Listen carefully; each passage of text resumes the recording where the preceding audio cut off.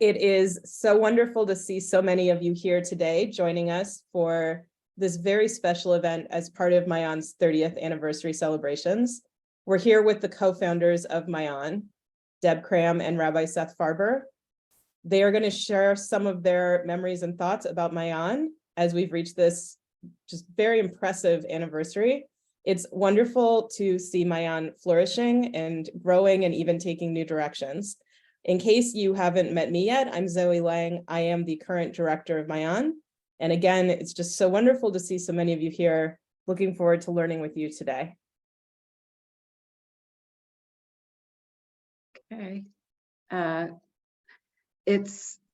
have to start with a hakarat hatov, with recognition of the founding board of Mayan. Many of you I see are here online.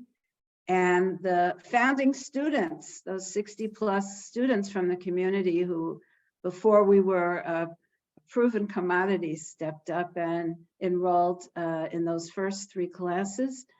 I understand it's Ahuva Halberstam's birthday today. She was one of our first teachers, so happy birthday, Ahuva. She taught Chumash.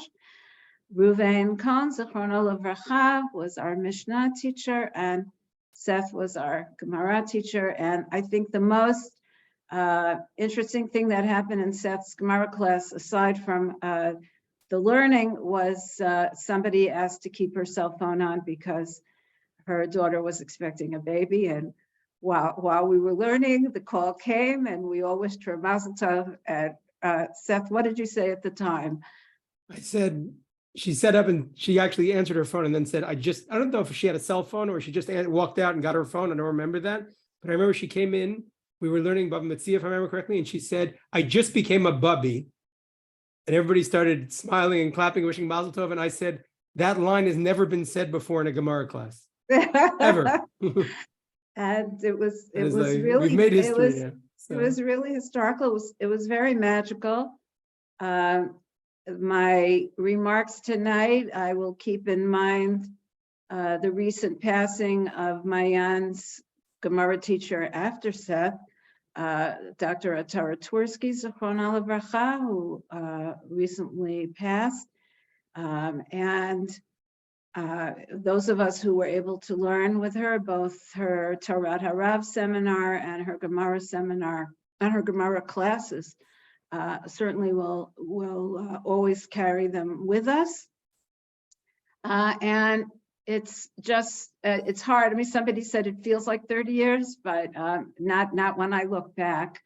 But I recently, when I was invited with Rabbi Farber to speak tonight, tried to make a list of all of the teachers that I had the privilege of studying with at Mayan, and it was quite a long list and a very impressive list of people who we were exposed to their derech limud, their manner of teaching. And I'm very grateful that the community supports Mayan and continues, as I wrote in the message that Zoe sent out, that the next generation has picked up the mantle, and may Mayan flourish for many years. Given the time constraints, unless there's a specific memory, Rabbi Farber, that you want to share, I'll begin my share. Right. I think when Deb and I spoke, one of the things we felt very strongly about is that there should be a night of Torah. That's from the beginning, that from the outset, really, that was where we felt all this should be and what would be our distinguishing or differentiating factor. And because of that, as much as just about everybody here I want to have a chance to talk to individually, I think we're all invited. I'd certainly be happy, more thrilled to have conversations with each of you, but we do want to dedicate at least a part of the evening or most of the evening to learning together. So Deb will start. The way we decided to divide the evening is we're each going to speak for 20 to 25 minutes, and then we'll have a little chance afterwards for people to talk and share, etc. If people want, they're certainly invited. So we decided to let Debbie go first. We flipped the coin. So Deb, please go ahead. Okay, thank you. Thank you. You may be curious about how I chose my topic. I was free to choose whatever I wanted to teach. And I have to tell you that 25 years ago, when I spent the year here took the year off from being the director to study in Yerushalayim with the Jerusalem Fellows. I went to shul on a Friday night. I picked up in the back of all the shuls, there are several handouts from several organizations with Divrei Torah. I picked up a few that interested me. One of them was from the newly formed women's organization here in Israel called Kolech. And I read a very interesting piece on Birkat HaBanot.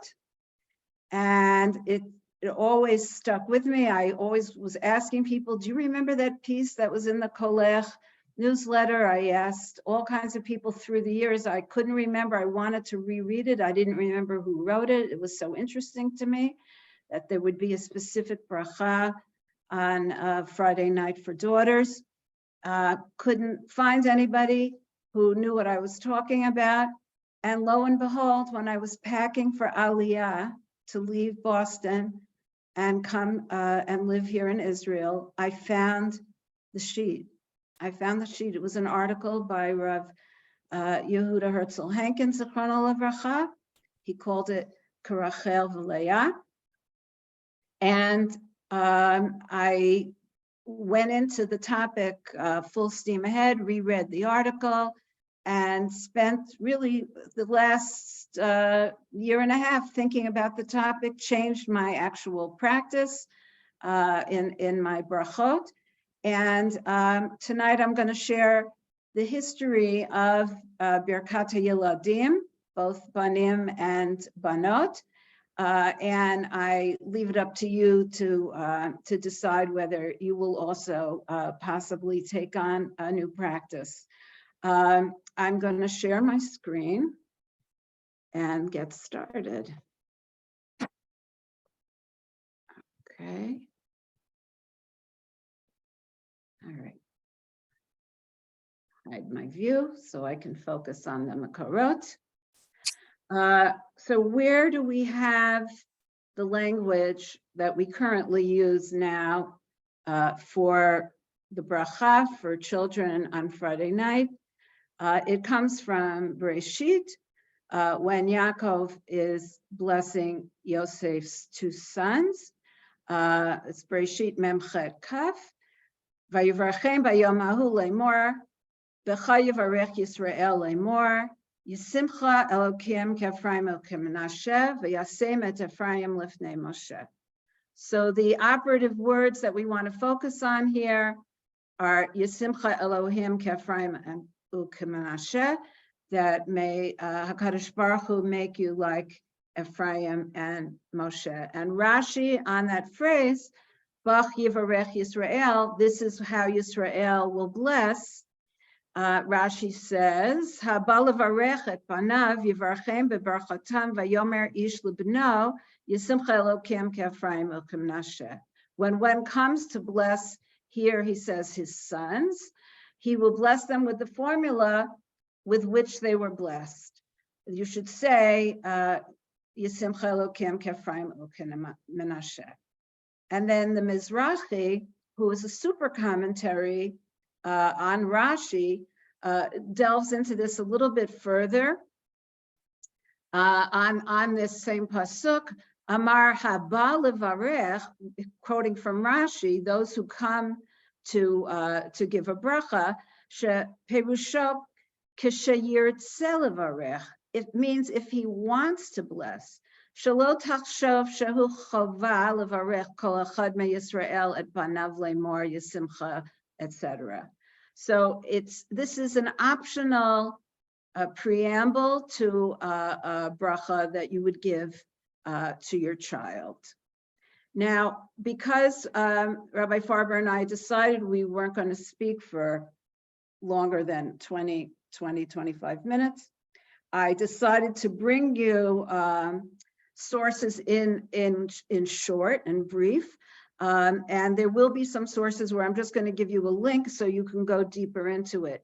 But the earliest sources that we could find regarding specifically giving a bracha to one's children on Friday night, the earliest one is in the 1600s from Rav Aaron Barachia of Modena in his book, Ma'avar Yabok. Ma'avar Yabok is a Kabbalistic work that deals mainly with the transition from Olam Hazeh to Olam Haba. But he has other issues that he deals with in the book, specifically times in the calendar where we're more open to receiving bracha. And he mentions Minhagam Shel Yisrael Levarech HaYiladim B'Leil Shabbat. I'm going to hesitate to say that I found it interesting that he used the word Yiladim and not Banim. He mentions Echad HaAvot ve'Echad HaRabbanim because apparently it was the custom in some shuls that before they left after davening Mariv, before you went home after Kabbalat Shabbat, the Rabbanim would first bless the children. Achar HaTfilah o b'Knisa labayit. She'az chol hashefa, that this is a time of abundant bracha. V'ra'ui lahamshicho al hayeladim b'yichud she'ein b'kocham lahamshich shefa b'maasehem. So it's a particular time where we want to take advantage of this atmosphere, this aura of shefa, and that is why we want to bless our children at this particular point in time. Aval al yedei gadol atzma'i meshubach hu yored v'chol v'ne'echaz b'yoter b'ktanim she'adayin lo tim'u ta'am chet v'al yedehem hu mitpashet yoter. So it's praiseworthy that we take advantage of this time, and the bracha that we give to our children at that time, cling to them because they are basically free of chet, and they are able to spread this particular shefa further. And then he gets a little bit into the logistics of how one gives the bracha. Yasim Adam Yado al Rosh HaKatan HaMitbarech Shene'emar Vayishlach Yisrael et Yamino. And then he quotes that a person should put their hand, notice it's a hand, it's not hands, on the head of the child that he's blessing. And then he quotes how Yaakov was blessing Ephraim. The Katuv Yivarchem b'yom hahu lemor bach yivarech Yisrael, etc. He set forth his right hand. It sat on the head of Ephraim, and then he gave the blessing. May HaKadosh Baruch Hu make you like Ephraim and Manasseh. So there are a couple of things that are very interesting in this very early source. One again is that he says Yiladim, Levarecha Yiladim, to bless children, even though the bracha that he follows is just this male preamble. And then we see a little bit later, maybe 100 years later, Rav Yaakov Emden in his Sidur Beit Yaakov in 1748 indicates that the minhagim is to bless children. In his Hanagat Leil Shabbat, in his Sidur, he writes, Minhag b'Yisrael levarech hayiladim. Again, it's not banim, it's yiladim, b'Leil Shabbat. Elu shemevarchim omrim yisimcha elokim ke'Ephraim u'Manasseh, etc. And then the Birkat HaKohanim that we recite. And he adds something that we did not see in Ma'avar Yabok. Gam habanim hagdolim mekablim bracha me'avoteim. It's not just young children, it's even your grown children also receive this bracha. My father had the minhag of giving us the bracha. I would say that our Friday night Shabbat meal probably was the one meal during the week that we really did all eat together. And I remember very fondly receiving my individual bracha as a moment of recognition of my personhood by my dad. Okay, so there are quite a number of logistical issues in terms of giving the bracha as we've stated it so far. First of all, are we allowed to use the Birkat HaKohanim? Isn't it really just designated for Kohanim to deliver it? And can you use both hands? Should you use one hand? We saw that there was instruction to use the right hand. Are we allowed to use the left hand? What's the meaning behind it? So for those of you who are fluent B'Ivrit, I included the URL for an article by Dr. Ephraim Yitzchaki. He's on the Talmud faculty of Bar Ilan. And these are excerpts, these two short pieces. Ma Makor Liberkat Banot. So here he mentions what's the source to give a bracha to girls.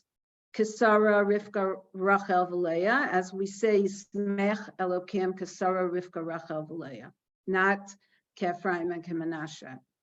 And Dr. Yitzchaki says, Kanir Esha Makor b'Talmud b'Brachot, Masechet Brachot, Daf Tesayin Amud Bet, Tanu Rabbanan, Ein Korin Avot, Ela L'Shlosha. We only refer the Avot. There are 3 Avot. The Ein Korin Imahot, Ela La'arba.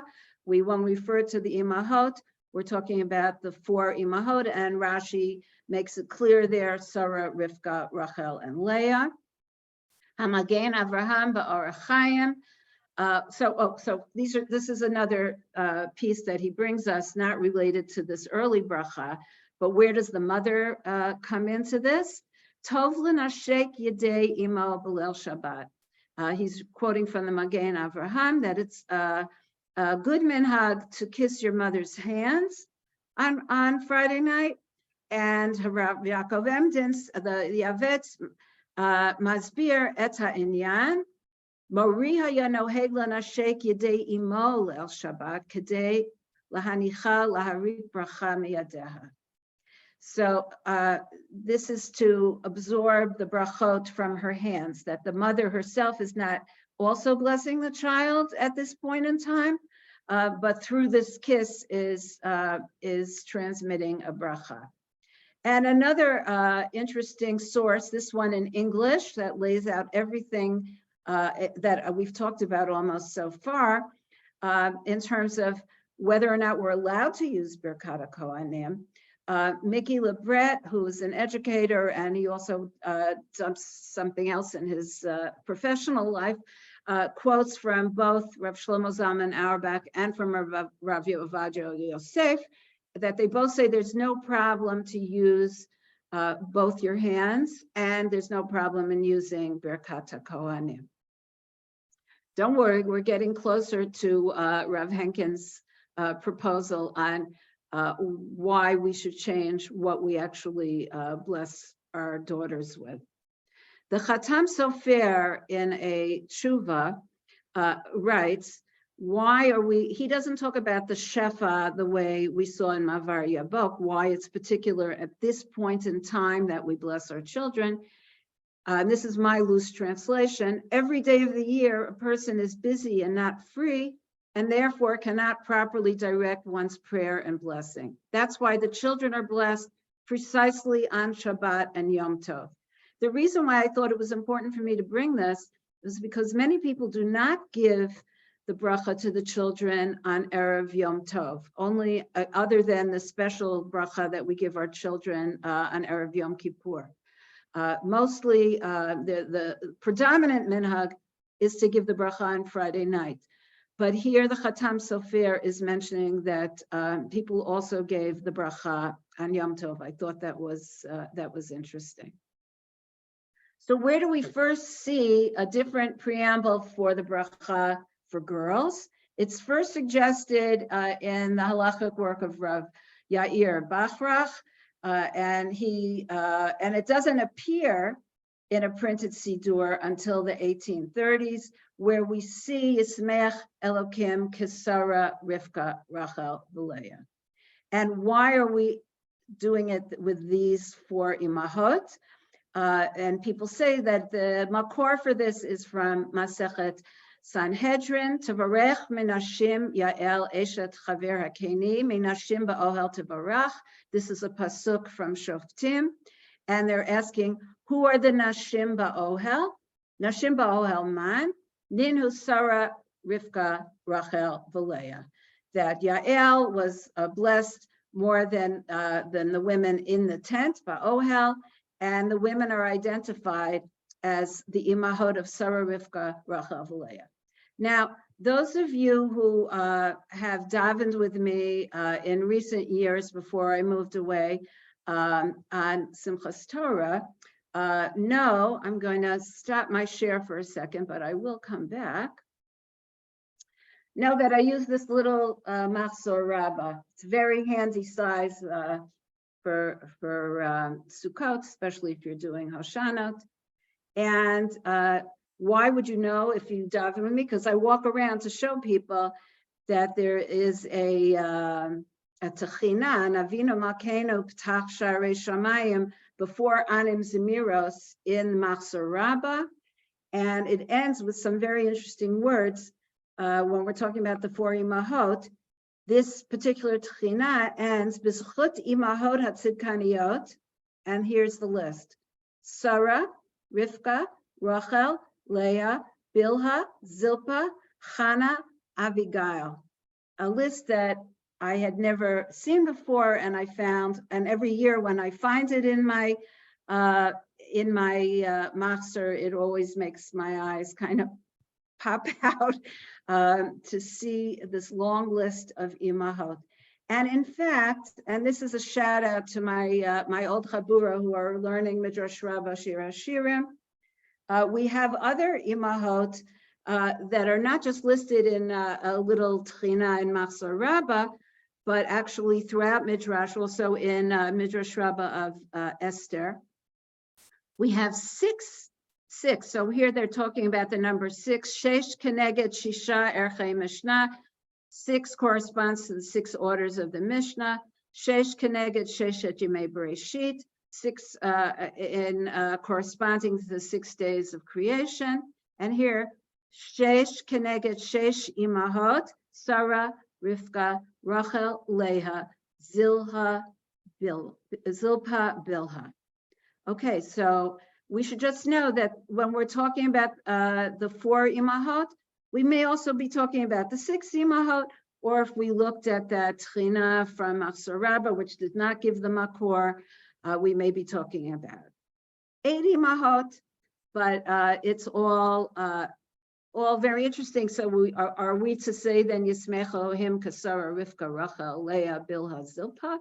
And actually we have an argument for that, because we know that Yosef was particular friends with his brothers who were descendants of Bilhah and Zilpah, and there's actually midrash that indicates that Bilhah and Zilpah may have been half sisters with Rachel and Leah. It's all in the family.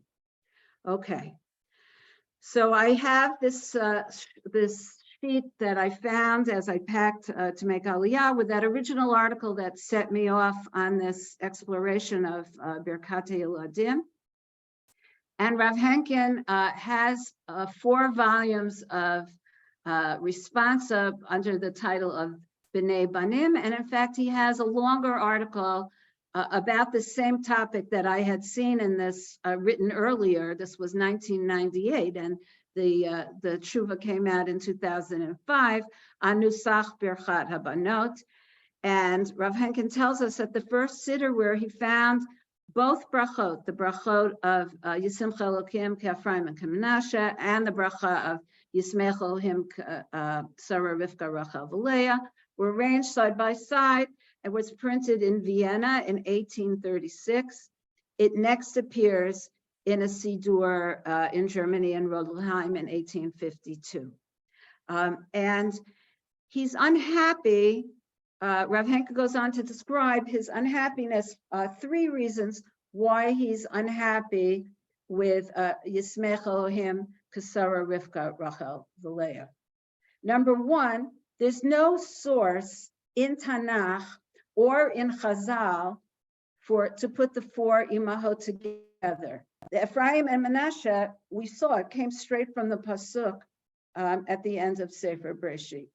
So he's unhappy that we don't have any textual source for the imahot. The second, he's unhappy that it grammatically is not parallel, because for the boys it's Ke Ephraim uke Menashe, and for the women it's Yismech Elohim Kisara, but there's no uche Rivka, uke Rachel, uke Leah. It's straight Kisara, Rivka, Rachel, and Leah. So he's unhappy there's no grammatic parallel.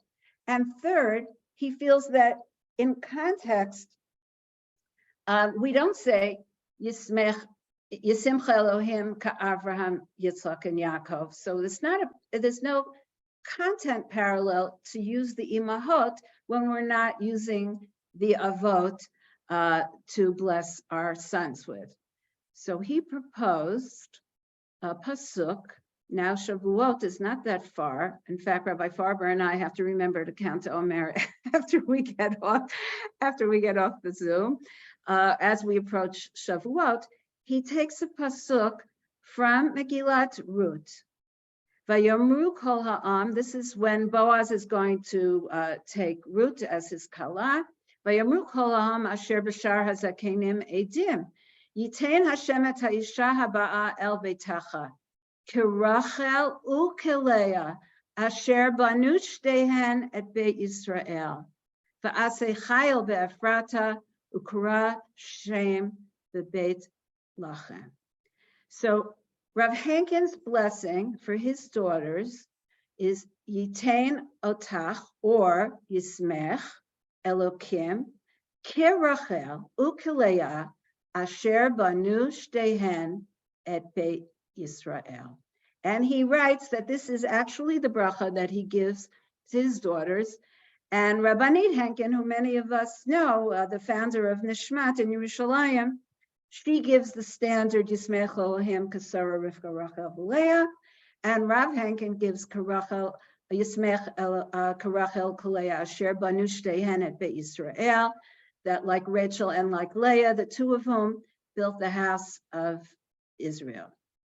Now, you might be disturbed by the idea that you would make up your own bracha, but Rav Yaakov Emden, back when we saw that he mentioned in his Sidur that we also bless women, he writes, Kol echad yachol lahosif bracha mishalo kafi tzachut l'shono. Everyone can add a blessing of one's own according to one's manner of speaking. Tzachut l'shono was tough to translate. Tzachut is like the purity of their speech or the clarity of their speech, but you get the idea that this is an optional bracha. We're not mitzvah to make this bracha, so we're allowed to embellish as we see fit. Now, as many of you know, my kids all live in Efrat, so I have taken, when I am with them, to give the bracha, especially to my granddaughters and my daughters-in-law, as well as my daughter, I make sure to add the extra words, v'asei chayil be'efrata, excuse me, because that's where they are, and we're hoping that they prosper in Efrat. I have to tell you that the whole time that I was working on the Dapei Makorot, I had the Fiddler on the Roof Sabbath prayer song in my head. If it weren't Sphira, I'd be playing it for you. But I did give you the link to the cast album. And, you know, Sheldon Harnick, the lyricist of Fiddler on the Roof, did not do such a bad job with the lyrics of the Shabbat prayer that they give in the play. And I invite you to go take a look at it and rethink how you might want to bless your daughters this coming Friday night. Okay, that's my drash. And now, Rabbi Farber, please. Thanks, Deb. Just two comments about what you said. One about the Magen Avram and the idea of kissing your mother's hand. The Magen Avram has a very interesting personal story. He was born in 1635, but his parents were killed in 1648. Both his parents were killed in the Chmielnicki massacre, and he basically grew up as an orphan. And he grew up, and it's from 13 years old and on, and was adopted by his teachers. So his particular affinity towards customs relating to the home and the Shabbat table is worth thinking about in that context. The other thing I wanted to just note for a second is Rav Henkin's suggestion about using the pasuk has a downside to it, has a price to be paid for, which is you're quoting a pasuk only in half the pasuk, and that violates other halachic principles that I assume that's what Rabbanit Chana said when she didn't adopt her husband's custom, because just to quote a certain part of the pasuk without the whole thing is is a problem, although in the boys' bracha, it's also the same problem. That's a question Correct. that they So he says that try to do. it solves all of his problems because it's an explicit scriptural Right, but you pasuk. can't quote part of a scriptural passage without the whole thing unless there's a tradition for doing so.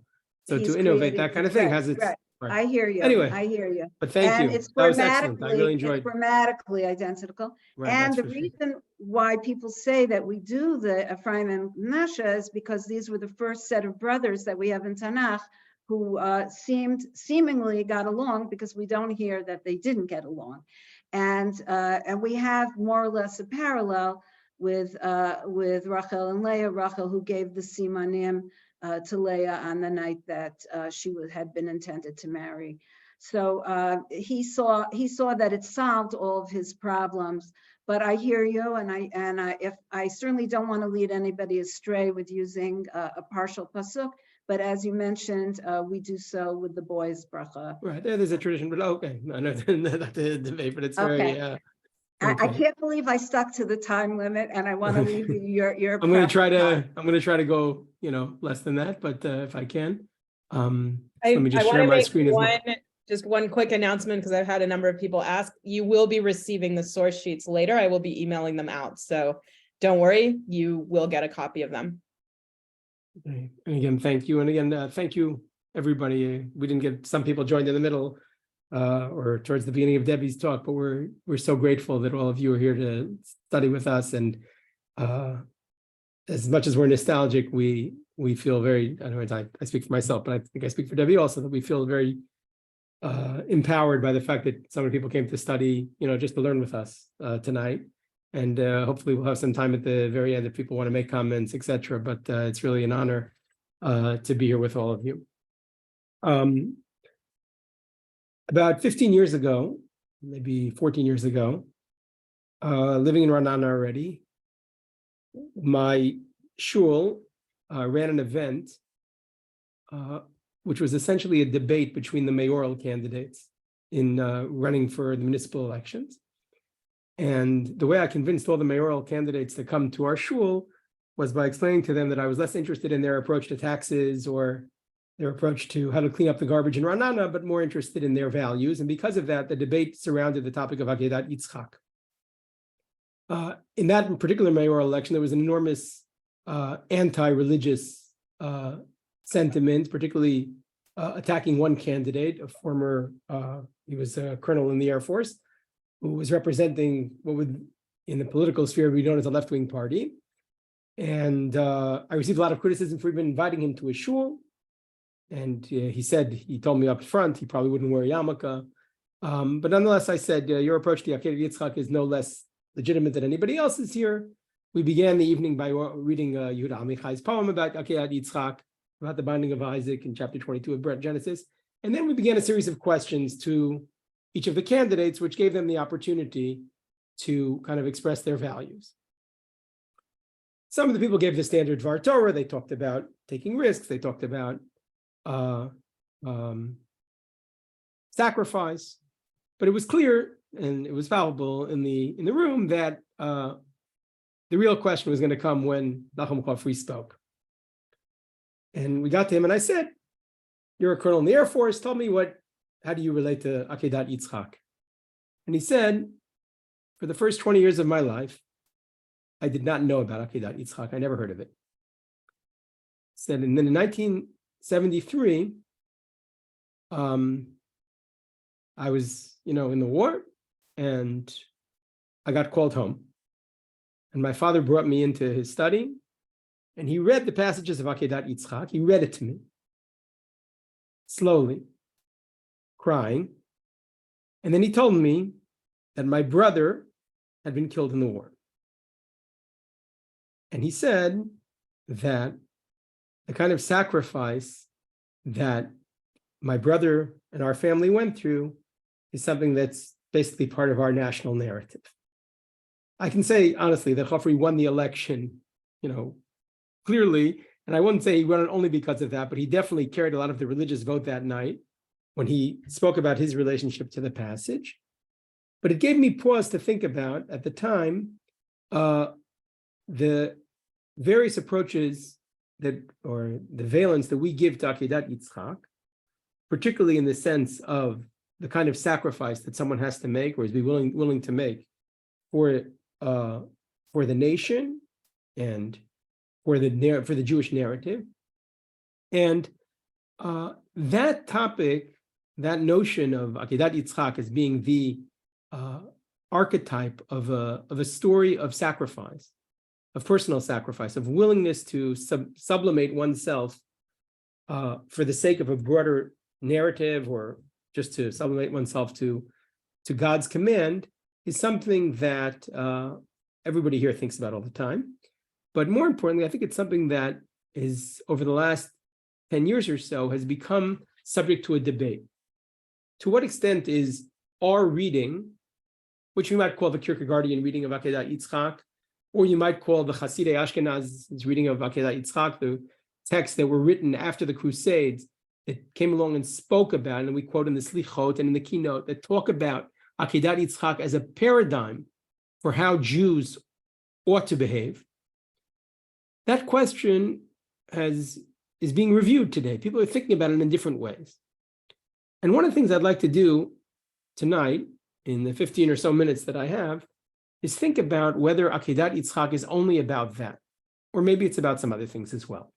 And the prism I'd like to use for talking about Akedat Yitzchak are three stories that echo the story of Akedat Yitzchak, three biblical stories, two in the Torah, one in the early Nevi'im, that clearly, in my humble opinion, are mobilizing the story of Akedat Yitzchak and the language of Akedat Yitzchak in order to tell a different story and perhaps suggest something different or perhaps something similar about what Akedat Yitzchak is about.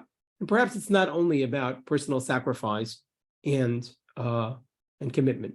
Now here I have to apologize because the source sheets that I'm going to bring are only in Hebrew because I found it very, very difficult to do this in English, and at a certain point I gave up. It was just too much work and not enough payoff for what I was trying to do. So I'm going to start off with the assumption, for time reasons, that you are familiar enough with the story of Akedat Yitzchak, the story of the binding of Isaac. And what we can really do is just begin talking about alternative stories that bring up the same story. The first one is brought up as an article by a professor at Bar Ilan named Yonatan Grossman, who actually highlights these parallels, although some of the observations I will make are not the same as him. Akedat Yitzchak begins with the story of Avraham, the 10th, child, the 10th test, if you will, who is told to go to a mountain, offer a sacrifice. He's told to go to a mountain and offer a sacrifice with two young men with him. Some of those young men are left at the bottom of the mountain. We're familiar with that, right? Isaac comes up to the mountain. He's told to bow down. And ultimately, he's told, don't strike down your son. Instead, he's provided an alternative to provide a sacrifice, to God. That story, in its crystallized form, is a story that we're familiar with from another place. And in fact, and here I'll already start playing my cards, another moment of revelation. For when the Bible talks about, when Sefer Shemot, the story of our nation, not just the story of our family, talks about the people's revelation, the moment in which the Torah was given, and here I open the parentheses for a moment and just note that this is the text that I spoke about the first night that Mayan opened at Phyllis's house, the launching event, if you will, after we had a kind of a smaller event, but this is a text I used. Chapter 24 of Exodus also begins, and I don't know if you've ever noticed this before, I didn't speak about it that night, it also begins with a command to, the hero of the book, in this case Moshe, not Abraham, to go up a mountain with two people who actually will be left behind, right? That is Aaron and Nadav and Avihu, or three people, but Nadav and Avihu, for our purposes, are the same. And then ultimately, someone else goes up the mountain with him, right? Moses will take Joshua up the mountain. He's told to bow down, right? He's even told to go from a far place, right? And if you look in the first verse in chapter 24, El Moshe Amar Aleh El Hashem, Atav Aaron Nadav Avihu V'Shivim Ziknei Yisrael. I didn't mention before the Shivim Ish. And then V'Yishtachavitem Merachok, and you can see the red V'Yishtachavitem parallels exactly verse 5. And the Rachok, that they're supposed to bow down from afar, parallels exactly the Rachok in verse 4. And not only that, But when Moses does go up the mountain, right, after in verse 3, Moses tells the people this is what he's going to do, it uses phrases that are particularly unique to sui generis to the story of the binding of Isaac. Vayashkem baboker, he builds a mizbeach, which again happens later on in the story of the binding of Isaac. But again, the notion of getting up early in the morning, you can see that in verse 5, right, that these verses are a little hard to put together in this covenant of what's sometimes called the covenant of the basins, because in the end, Moses is going to take the blood and spill half the blood in the basins, and half the blood is going to spill on the people. It's a strange episode that it's very hard to imagine how exactly it happened. But all that being said, this is the moment right after chapter 23 is the moment where the 10 commandments are given. And this is the moment of revelation. And in verse 10, you can see this, I didn't highlight, but you can see in verse 10, as the revelation unfolds, it even uses phrases that are so dominant in the binding of Isaac. Vayir'u et Elohei Yisrael, they saw the God of Israel. And it actually describes in chapter 10. I remember the first time I read this verse as an adult, I said, I didn't realize this is in the Torah. But it actually describes how God looks. But the point being, this is the moment of revelation where the Torah is being given, and the word ra'ah, to see, which is such a prominent word in the binding of Isaac. The place is called Hashem Yera'eh at the end. Then it says Vayachazu in verse 11. Verse 11, sorry, from the beginning. Atzilei b'nei Yisrael, and we don't know who the Atzilei b'nei Yisrael, the nobles of Israel, we don't know what that means exactly. Major debate among the commentaries, but it says someone was supposed to be killed, v'lo shalach yado, and that's the exact same phrase as verse 12 in the binding of Isaac. Al tishlach yadcha al hanar, don't strike your hand to your son, to Isaac. It's even called the mountain of the Lord, the mountain of revelation in Exodus 24 is the exact same phrase as is used in the binding of Isaac. That you see in verse 13. It's the mountain of God. And Velheskenim Amar, he says, right, Moses says to the elders, Shvu lanu bazeh ad asher nashuv elechem. Stay here and we'll come back to you. Exactly what he says to the Ne'arim. So these, and again, we could go on with more and more parallels. The bottom line is that the moment of revelation, which isn't necessarily, at least at first blush, a moment of sacrifice or submission to God, seems to evoke, doesn't seem, I think it's very compelling that it evokes the Exodus from Egypt. And the question, of course, is why? Why would the text do that? And of course, it's possible to say that the argument here is that the central figures in this story are the Ne'arim, the young people, who somehow, at a moment of revelation, at least in the ancient Near East, are meant to be sacrificed. And just like in the story of the family in Exodus, in Genesis 22, where the family has to show that we don't sacrifice children. So at the moment of revelation, again, one would have expected a child sacrifice, and we kind of pull back and don't do that. That's one reading of it. But it's equally possible, right? In other words, that the Narim have to stay back, but it's equally possible that what the text is trying to do is make this moment of revelation, right, the key moment in the entire story of the book of Exodus, right, beyond the Exodus itself, the giving of the Torah. That's a moment that relates to the Abrahamic experience, right? It's cast in the form of Abraham's personal experience is now being lived through, if you will, the nation. I say that only as a beginning because for two reasons. One, and I pointed out a friend of mine, Hillel Novetsky, who runs a website called Al Torah. He doesn't believe this connection exists. He counted up the numbers of times these verses appear, and he claims that such a connection does not exist. But I'll leave that to you when you get the source sheet to read through and feel if you find it compelling or not. I do find it compelling. But I think what's more compelling is that the biblical text continues to echo the Akedah story in at least two or three other stories. I'm going to talk about two this evening in the following 6 minutes. One is in a story in Kings 1, chapter 17. It's a story which begins with the Isha Tzarfati, that doesn't mean the French woman, but it means the woman from Tzarfat, who is unable to provide for herself. I'm going to skip that element of the story and just move down to the second story of the Ishat Tzarfatit, starting in verse 14, starting in verse 16, or 17, which begins, after this story, after Elijah the prophet is able to provide for this woman, her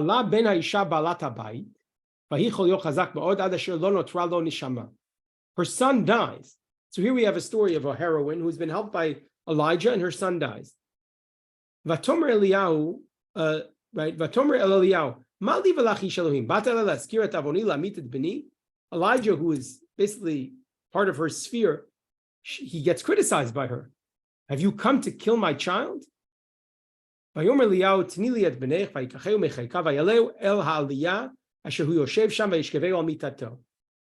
Elijah, and when you read this part the first time, you think, oh, he brought the child up to the attic to do his magic. But of course, when you look at the psukim in the context of the binding of Isaac, you realize that just like here a son has died, so too there a son has died. And just like there, he's supposed to bring him up to the top of the mountain, so too here he's bringing him up to the top of the mountain. And in fact, Elijah does, however, he breathed life into the child again 3 times, right? Which reminds us of the 3 days of the binding of Isaac. But the most compelling part of this story is actually 2 parts of the story that are super important for me here. First, verse 20. Verse 20 says, "Vayikra Hashem vayomer Hashem Elokei hagam al almana asher ani mitgorer ima re'ota lamit et bena." Unlike Abraham, who goes and submits himself, here Elijah screams out to God. He says, God, what are you thinking? The woman who I'm staying in her house, you're going to kill her son? Right? And then Elijah on his own goes and saves the child, right? Then he goes and breathes life into the child. And look at the end of the story, in contrast to the end of the story in the binding of Isaac. Vatomer ha'isha Eliyahu, after Elijah breathed life back into the child, Ata ze yadati, and if you're sensitive to the biblical text, you understand this is a quote. She says, I now know that you are a man of God.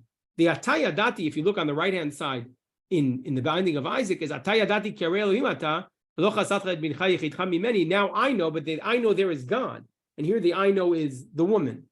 And this story is not telling us a story of children being killed as much as it's telling us that, in other words, it's highlighting the contrast between the two. Abraham was quiet. Elijah vocal. Abraham submissive.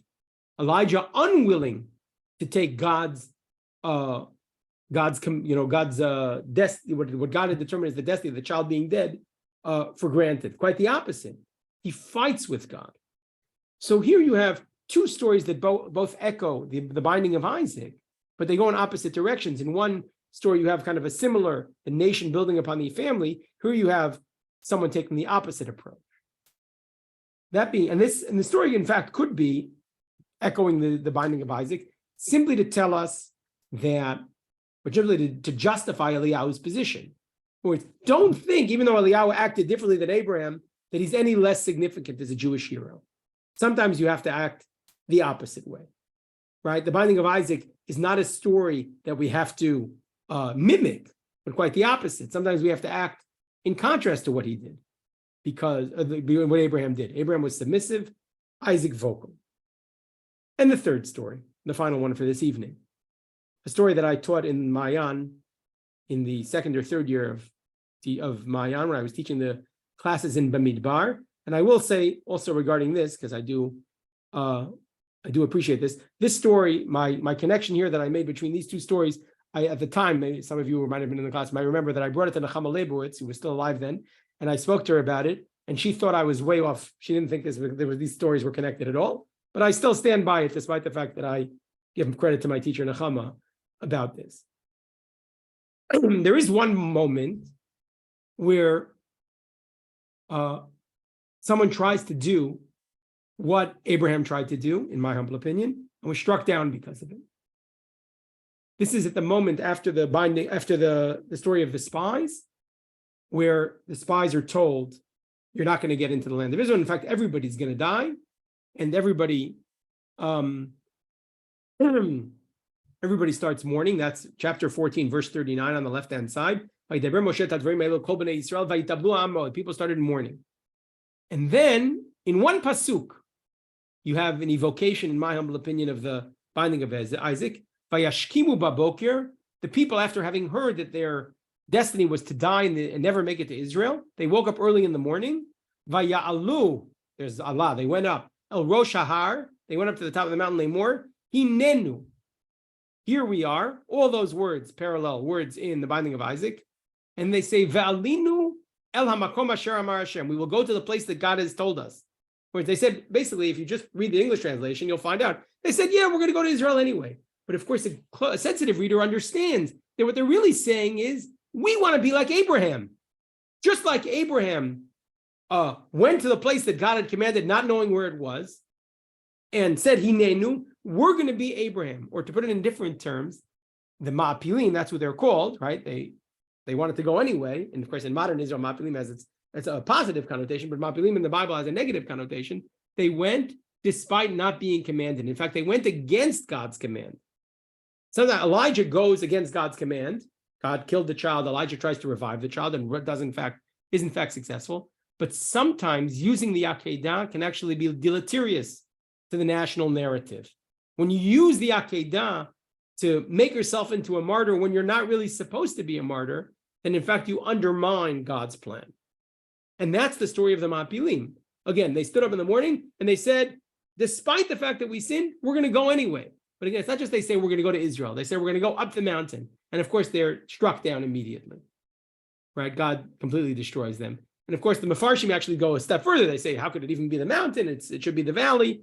They have a whole discussion about that. But of course, the biblical text here is trying to say something very dramatic about Abraham's martyrdom, that it can't just be adopted by everybody. Right? One man's martyr is another man's fool.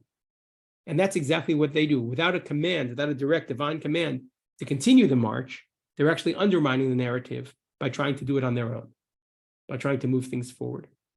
All this brings me to a final statement about these three echoes. These three echoes, in my humble opinion, highlight the fact that our original reading of Akedat Yitzchak has to be more nuanced. It's not only about martyrdom. It's not only about sacrifice. It's not only about submission. It's about all those and a lot more. It can be used one way. It can be used another way.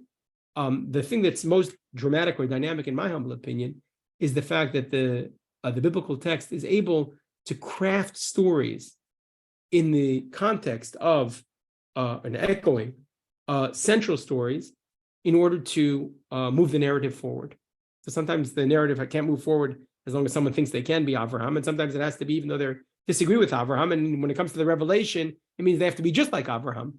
And all those things provide a rich texture to the text that, in my opinion, makes it dynamic and allows, again, the entire narrative to move forward. When I think about Ma'ayan, I think about how things have continued. You know, I stepped out of Ma'ayan 25 years ago, which is hard to imagine, or 26 years ago, even, or 27 years ago, maybe. But all that being said, the thing that gives me the most satisfaction is knowing how incredible, not just the people, how incredibly visionary the people who started with us were, but how incredibly persistent and consistent the people who continued with Ma'ayan were, to make sure that Torah could be brought to women in such meaningful and special ways in all of its variations. So that I see here in the biblical text, and I see it, of course, living on the screen in front of me. Thank you very, very much. Seth, I just wanted to say that the night that you were stuck in LaGuardia and couldn't come to Ma'ayan to give the speech that you had prepared, the text in Bamidbar is the text that I taught, the Mapilim, and how you have to be prepared to climb the mountain. Miyale Bahar Hashem. And so the fact that you use that text again tonight is most appropriate. Not a coincidence. No coincidences. No coincidences. So Zoe had asked if we could stay on a little bit, and anybody who wants to comment on either of our either of our presentations, please go right Or ahead. if you want to just say anything, feel free. I just don't know how we can unmute people. I guess in the chat, just Well, say people you. can unmute. People can unmute Okay, you can unmute themselves. themselves. So I'm going please. to do very just quickly. First of all, thank you to both of you for this wonderful learning today and for joining us for this 30th anniversary celebration. You've really elevated it and made it such a special occasion and such a great opportunity to be reunited with our co-founders. I will give one very quick plug that the next event in our 30th anniversary celebration is coming up on Wednesday, May 17th with Dr. Yael Ziegler. She will be speaking on Ruth and individuality in the book of Ruth. That's right ahead of Shavuot. So please join us then. If you want more details, feel free to send me an email. What I'd like to suggest is that we will stop the recording and everyone should feel free, unmute, say hi to Deb and Rabbi Farber, and we can turn this into a real reunion, I hope. Thank you again to everyone joining us today and for all of you for supporting and being part of and learning with Maayan.